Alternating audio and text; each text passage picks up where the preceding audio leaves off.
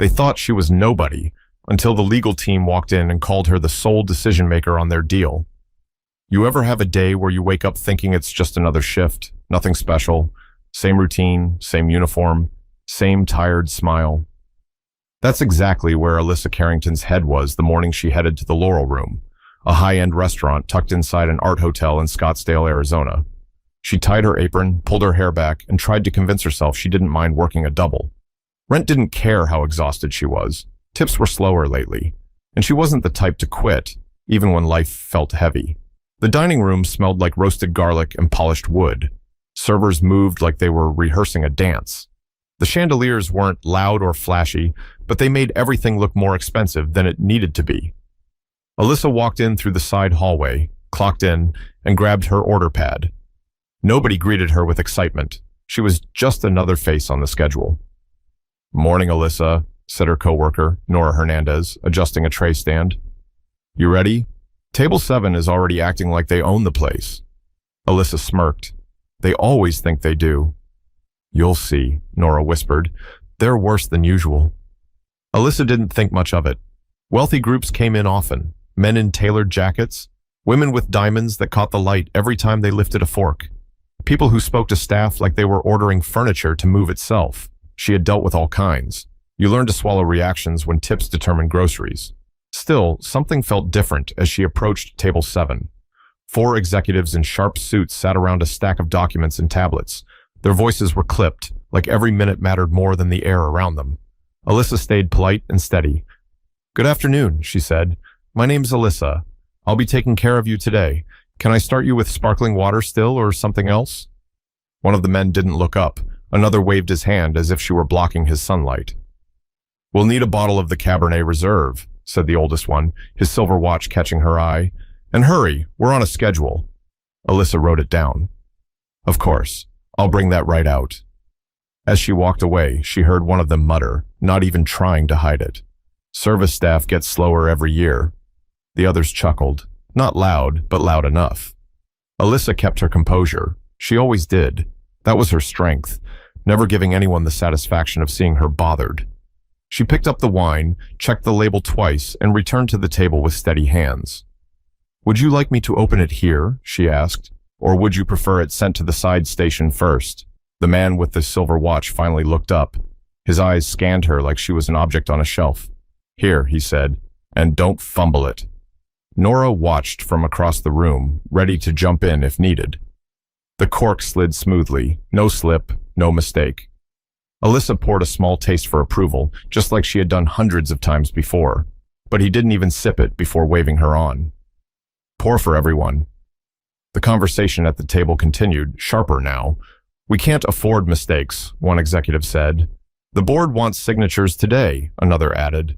Alyssa didn't know what deal they were discussing, but their stack of papers looked serious. She poured carefully, evenly, then stepped back.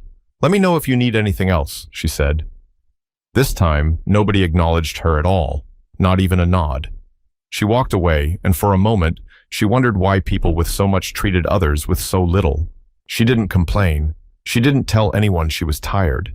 She didn't mention the phone call she had received weeks earlier, one that changed everything, even though she hadn't told a soul. If someone had told her that within the next hour, those same executives would be begging for her attention, she would have laughed. It sounded impossible, ridiculous, like something that happened in movies, not real life. But she had no idea the papers on that table had her family name printed on them, and she had no idea those men were about to humiliate the person whose approval they desperately needed. But the shift was only beginning, and the first crack in their arrogance was seconds away.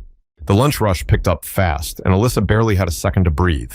Plates of seared salmon, truffle pasta, and grilled asparagus slid across the pass.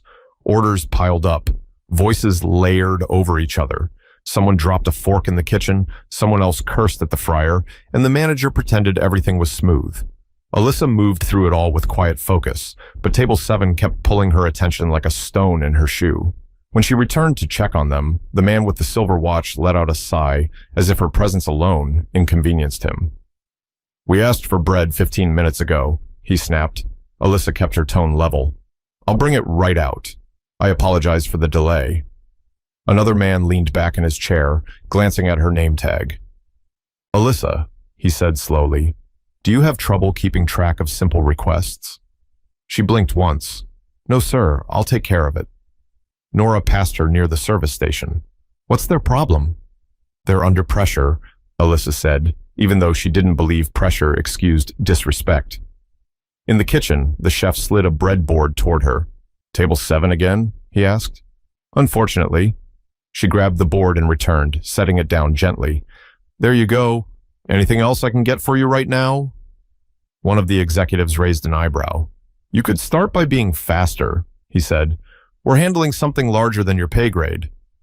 Another chimed in, his tone smug. This deal is worth more than this entire restaurant makes in 10 years.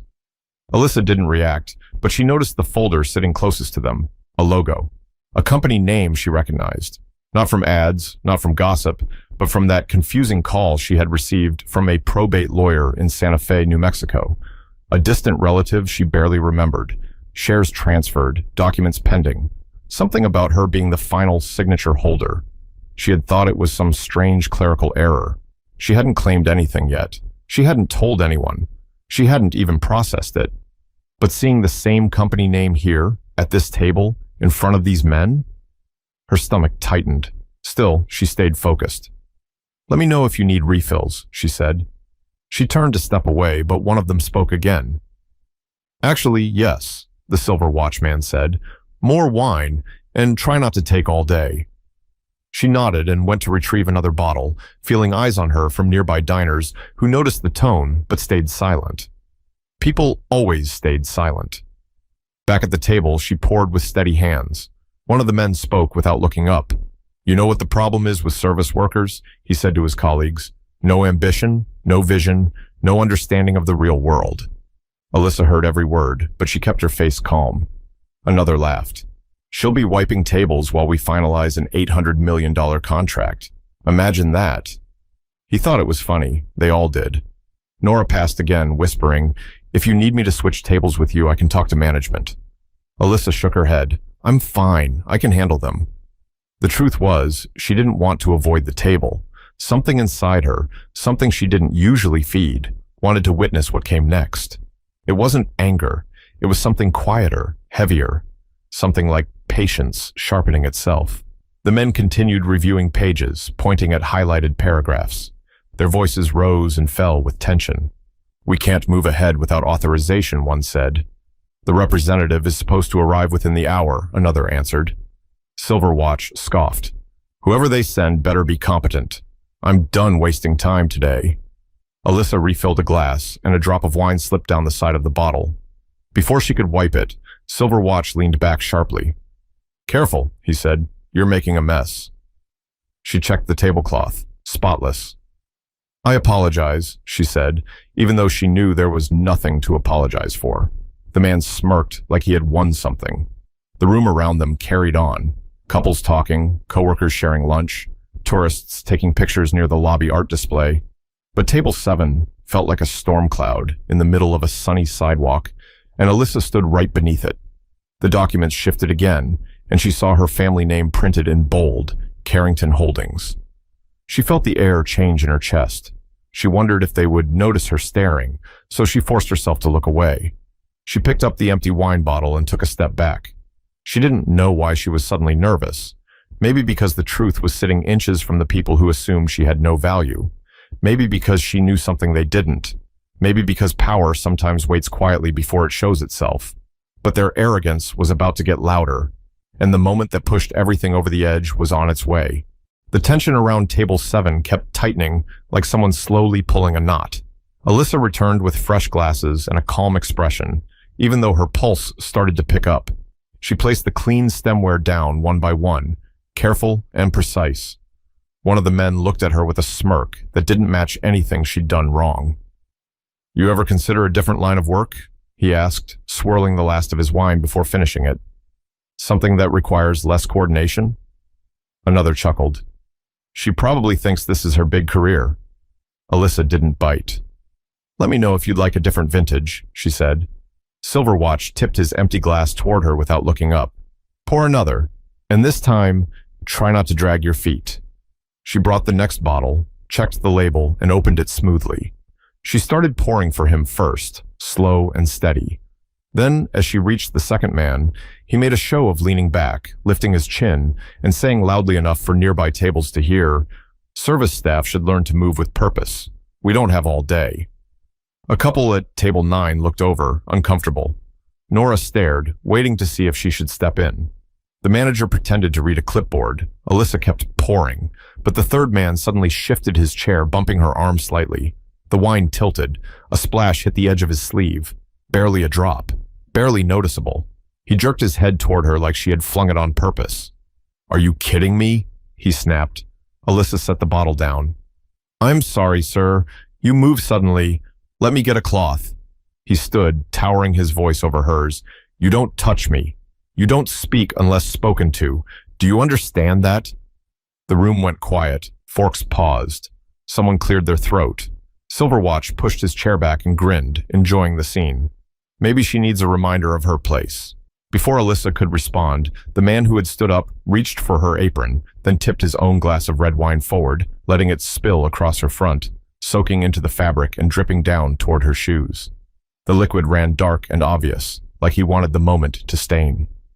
Gasps came from nearby tables.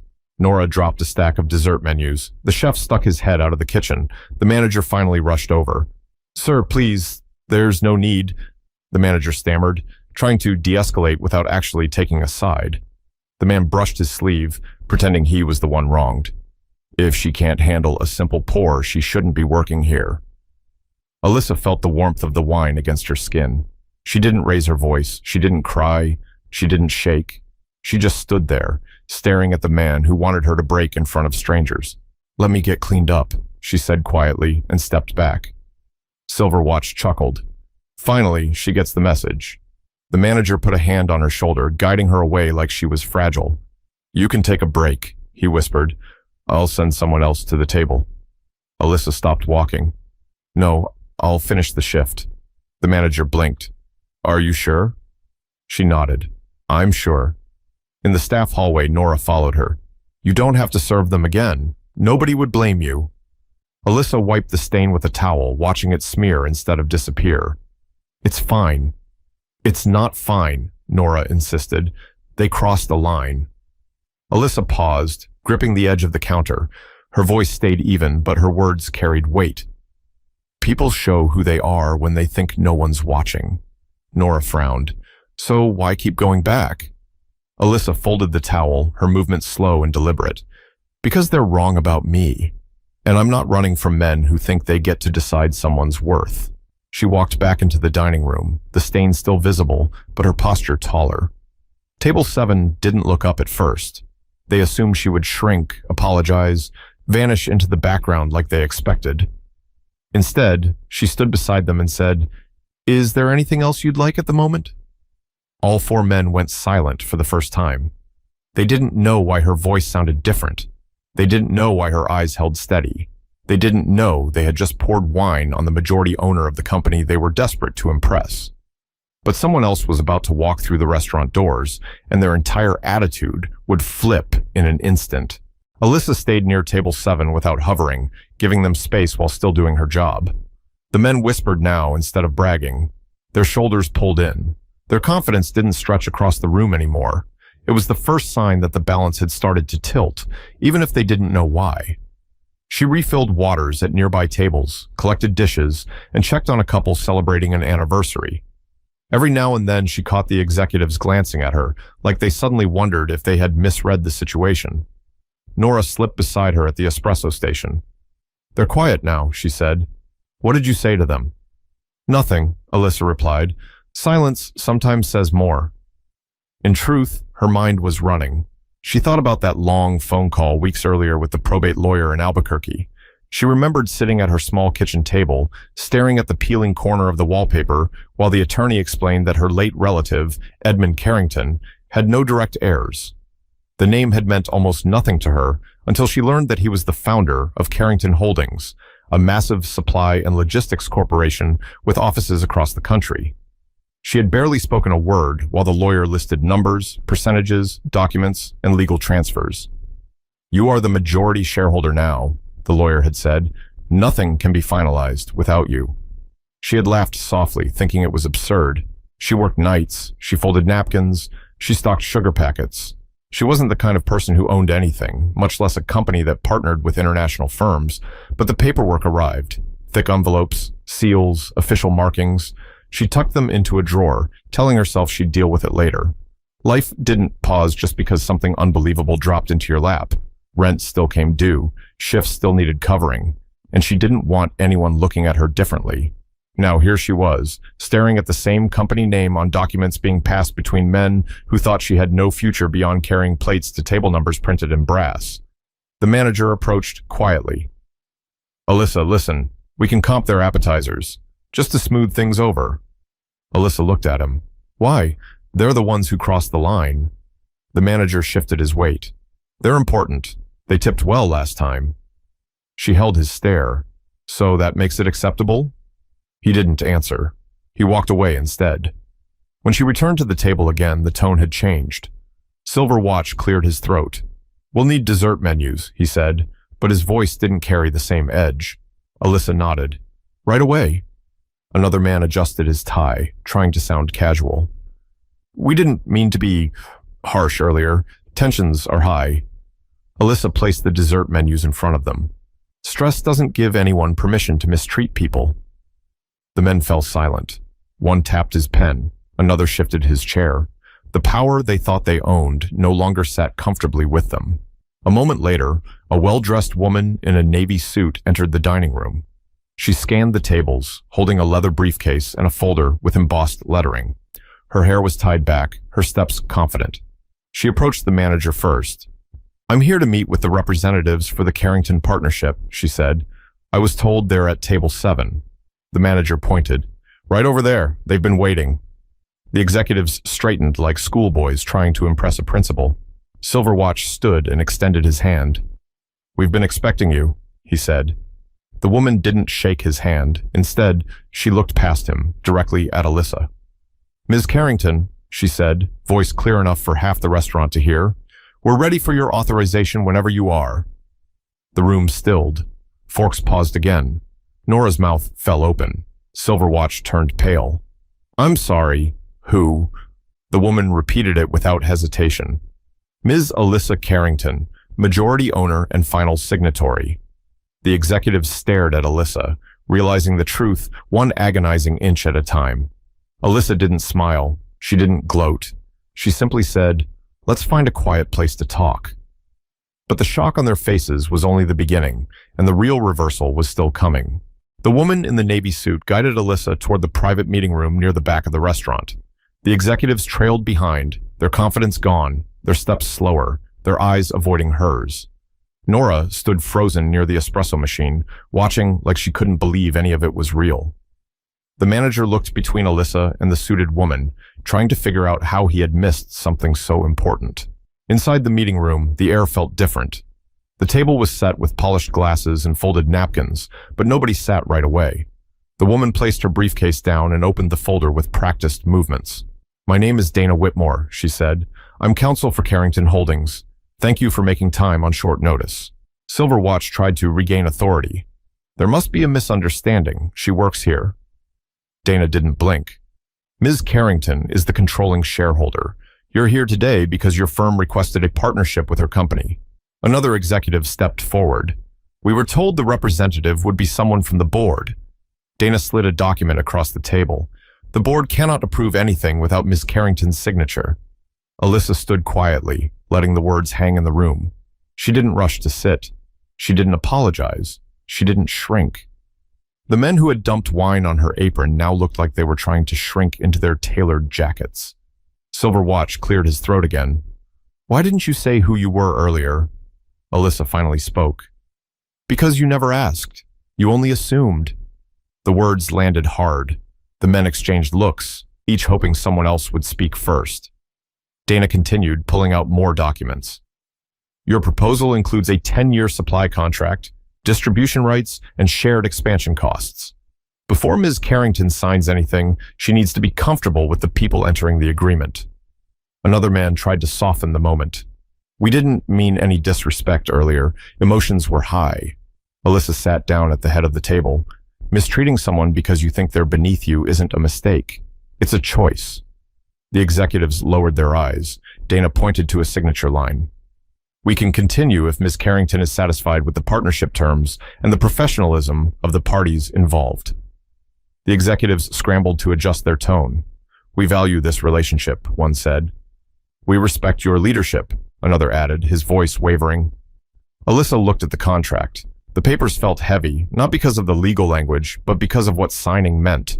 She thought about every shift where people snapped fingers at her, every time someone treated her like she didn't matter, every moment she forced herself to smile just to pay for groceries.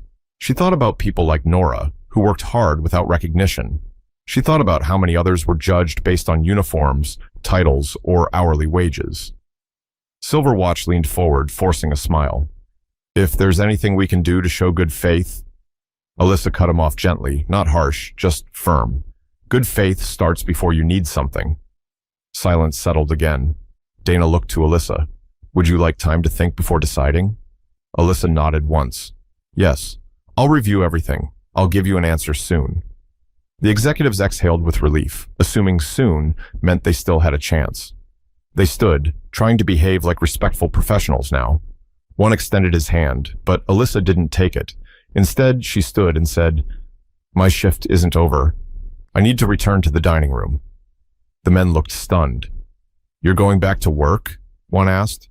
For now, Alyssa replied. I finish what I start. She walked out of the meeting room with Dana beside her. Nora stared wide-eyed. Was that real? Nora whispered. Alyssa smiled faintly. Very real.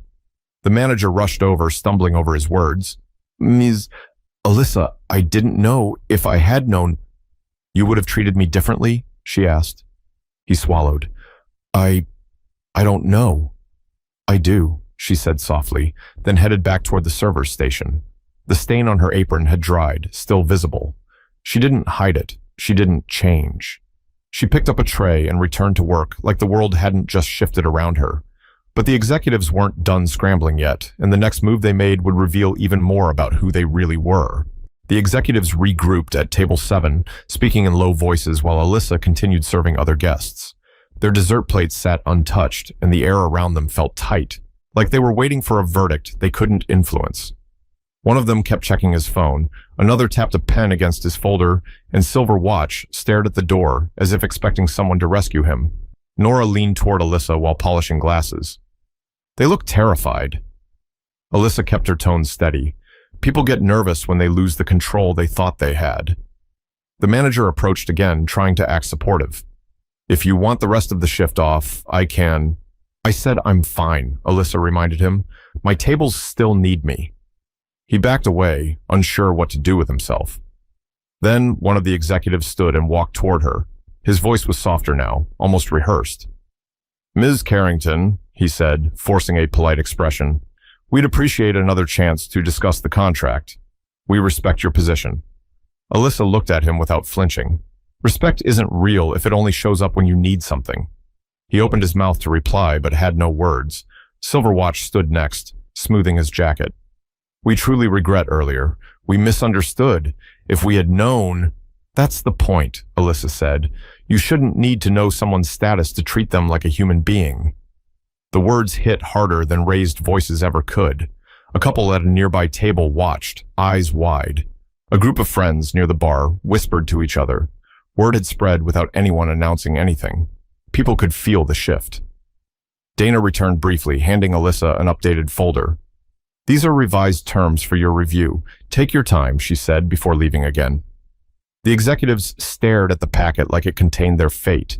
Nora leaned closer. Are you actually thinking about signing with them? Alyssa exhaled slowly. I'm thinking about what it means if I do, and what it means if I don't. She carried a tray of empty dishes back to the kitchen. The chef stopped her. I heard what happened, he said, keeping his voice low. You handled it better than most. Alyssa set the dishes down. Anger doesn't fix anything. The chef nodded. No, but consequences do. When she stepped back into the dining room, the executives stood again, as if they felt obligated. Silverwatch tried a new angle. We're willing to adjust compensation terms. Your leadership is valuable. Alyssa raised an eyebrow. You don't know anything about my leadership. You've only seen me serve lunch. He swallowed hard. Then allow us to learn. It was the closest thing to humility he had shown. Another man stepped forward. We can donate to organizations of your choosing. Community outreach, job programs, whatever you think reflects your priorities. Alyssa paused at that. Not because she trusted them, but because the idea itself mattered. She thought about staff who worked double shifts, people juggling 2 jobs, workers invisible in plain sight. Nora whispered, "You could change things. You could make them do something good." Alyssa didn't smile, but something thoughtful settled behind her eyes. She walked back to table 7 and said, "Sit, all of you." They obeyed immediately, like the ground rules had been rewritten. Alyssa placed her hands on the back of an empty chair. If this partnership moves forward, there will be conditions, real ones. Silver Watch leaned in. Of course, name them. First, Alyssa said, every employee affiliated with this contract on both sides will receive fair treatment and fair pay, no exceptions. They nodded quickly. Second, she continued, your executives will complete mandatory workplace conduct training, not the kind people ignore, the kind that requires proof of comprehension. They nodded again, even faster. And third, she said, a percentage of the contract value will fund scholarships for workers who want better opportunities, people who've been told they don't belong anywhere but behind a tray. The room was silent. Finally, one of the men spoke. We can agree to those terms. Alyssa studied their faces. Not because I'm wealthy, not because you fear losing a deal, but because it's the right thing to do. Silverwatch lowered his eyes. Yes, we understand. Alyssa didn't confirm anything yet. She gathered the documents and said, I'll give you my decision after I finish my shift. They looked stunned again. You mean later today? One asked. Yes, she said. After I'm done working like every other person you overlooked today. She walked away, leaving them sitting straighter, quieter, and unexpectedly reflective. But the final decision would come with a twist they didn't expect, and the whole restaurant would witness it. The afternoon light shifted through the restaurant windows as the last of the lunch crowd finished eating. The noise settled, replaced by quiet conversations and clinking glasses. Alyssa continued bussing tables, refilling drinks, and checking receipts like nothing unusual had happened. But everyone knew something had changed. Even the dishwasher peeked into the dining room more than once, trying to catch pieces of the story. Table 7 stayed seated, waiting, pretending to read through their folders, but glancing at Alyssa every few seconds. Their voices never rose above a whisper now. Their posture had shrunk. Their earlier arrogance had drained out of them like the wine stains drying on Alyssa's apron. Nora stepped beside her at the server station. Are you really deciding today? She asked. Yes, Alyssa replied, folding a napkin. I don't believe in dragging things out. What do you think you're going to do? I'm thinking, Alyssa said, though her expression hinted she already knew. A couple at table 9 motioned for the check, and Alyssa went to help them. The woman at the table smiled warmly. You handled yourself with grace, she said quietly. Her husband nodded. My father worked in restaurants his whole life. People forget the hands that serve them. Alyssa thanked them and moved on, but their words stayed with her. Back near table 7, the executives stood when she approached. One cleared his throat. We're prepared to sign with your conditions, he said. All of them. Another added quickly, and we would like to offer our personal apologies for earlier. It was unprofessional, and we regret it. Alyssa looked at each of them. An apology only matters if it comes with change. They nodded, feeling the weight of the words. Dana returned to the room, setting her briefcase down. If you'd like to finalize now, we can. Alyssa didn't sit right away. She looked at the papers again, thinking not about money, but about meaning. She imagined workers in warehouses being treated better. She imagined scholarships opening doors for people like Nora. She imagined training programs that forced people in power to confront their behavior. Then she imagined signing with men who only changed because they were caught. She raised her eyes. Before I make this decision, there's something you should understand. The executives waited, tense. You treated me poorly because you thought I was beneath you, she said. And if I sign without addressing that fully, then I'm no better than you were. Silverwatch spoke softly. What do you need from us? Alyssa gestured toward the dining room. You embarrassed me publicly. You didn't pull me aside. You didn't correct yourselves privately, so the acknowledgement needs to match the harm. The men looked toward the other diners, realizing what she meant. You want us to apologize? Out there? One asked. Alyssa didn't raise her voice. Yes, not dramatic, not loud, just honest. The men looked at each other, weighing pride against consequences. Then slowly, they walked out into the main dining room. Conversations quieted, people watched. Silverwatch stepped forward first. To the staff here, he said, voice steady but humbled, we acted disrespectfully earlier. We spoke down to someone who deserved respect. We apologized to Ms. Carrington and to the employees who saw it happen. A few people in the dining room nodded. Someone at the bar clapped once, not loud, but enough to break a barrier. Alyssa stepped forward with the contract in hand. Thank you, she said. Now I'll sign. Dana placed the document on the counter. Alyssa picked up the pen and wrote her name slowly, clearly, without hesitation. The executives watched, knowing the moment belonged to her, not them. As she handed the signed pages back, she said, This isn't about money. It's about people remembering that titles don't define worth. The executives nodded, and this time, they meant it. Nora rushed up as soon as they stepped away. You just changed everything, she whispered. Alyssa smiled gently. Not everything, just the parts that needed changing. The manager approached cautiously. Ms. Carrington, will you still be working here? Alyssa untied her apron. Not as an employee. He swallowed. Are you leaving for good? She folded the apron neatly. I'll be back tomorrow. He looked confused. In what role? As the owner who's buying this place, she said, and the first change is going to be how we treat the people who keep it running. Nora gasped. The chef peeked out of the kitchen again. Someone at table 9 muttered, Well, that's one way to end a shift. Alyssa hung the apron on its hook, stood straighter, and walked toward the exit as the entire room watched with a mix of awe and respect. But there was still one more thing she needed to say before the story ended, and it carried the lesson people would remember. Outside the restaurant, the Arizona heat pressed against the glass windows, but Alyssa stood in the shade near the valet stand, breathing in a moment that felt bigger than her. Not because of the contract, not because of the money, but because she had stood her ground without raising her voice, without throwing insults back, without becoming what they expected. Nora stepped outside after her, holding 2 to-go lemonades.